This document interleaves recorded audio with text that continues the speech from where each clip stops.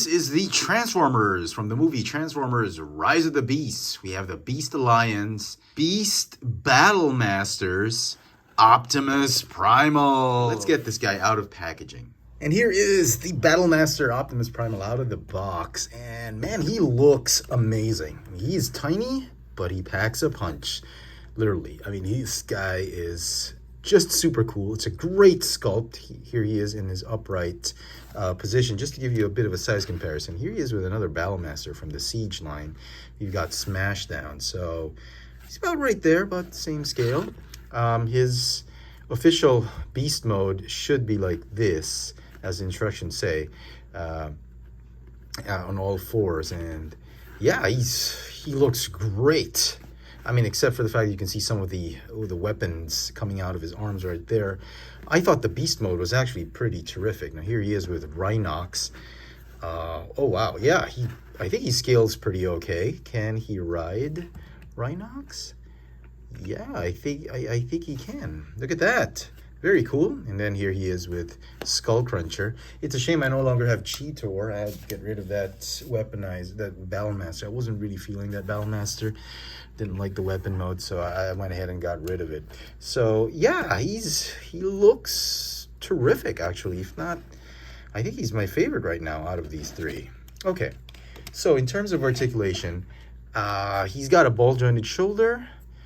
He's got a ball-jointed neck, ball-jointed hips, and a little bit of a hinge for like a pseudo ab crunch, but not really because of the transformation. And that's about it. And I think it's a pretty decent set of articulation. In terms of the sculpt, paint apps, fantastic. Plastic quality, just absolutely amazing, spot on.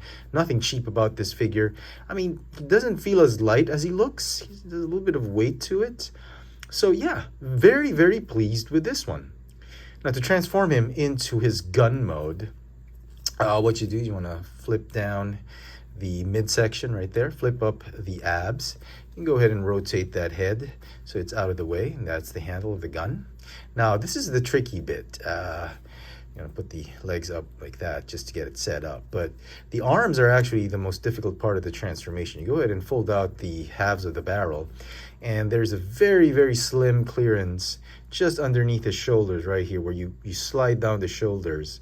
And it can be tricky at first, but once you get the hang of it, it's actually pretty easy. So it will be tight the first time you do it, but after a while, it gets pretty easy. Okay, so, oh, what I forgot to mention is the waist piece. You'll need to slot those tabs in between the arms. Okay, and there you go.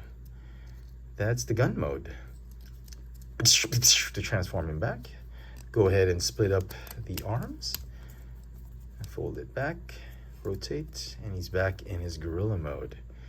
And once again, transform him. Don't forget to put the waist piece like I did. Go ahead and slot those arms.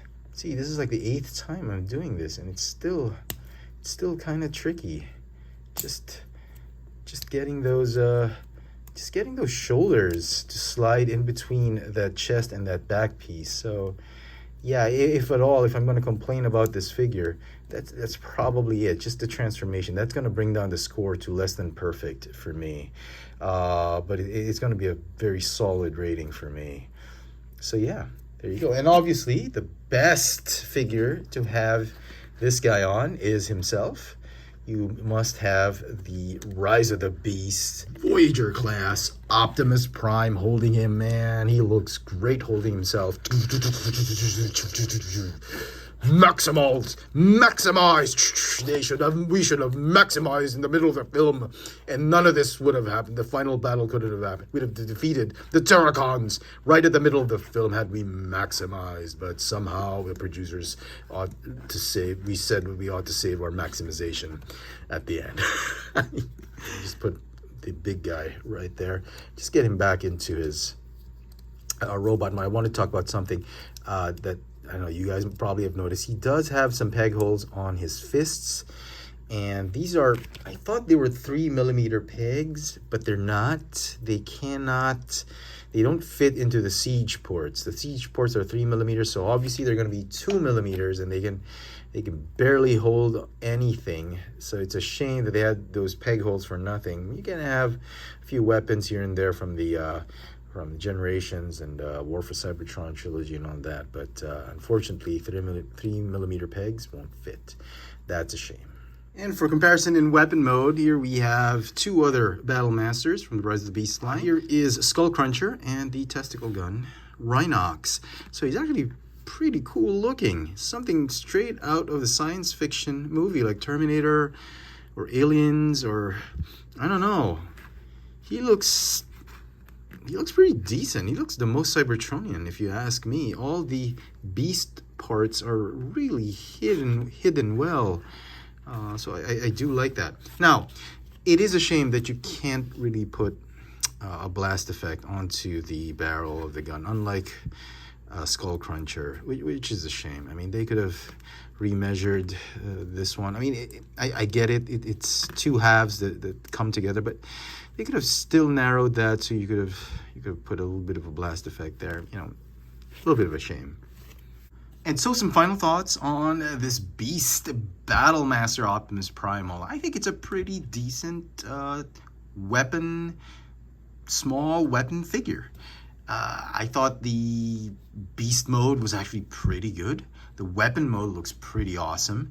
There's a little trick, a little bit of a snag when it comes to transformation. Clearances could have been better, but overall, I thought this was a pretty well-designed, well-executed weapon type of gimmick small transformer. I thought it was pretty cool. I think it's going to be my new favorite because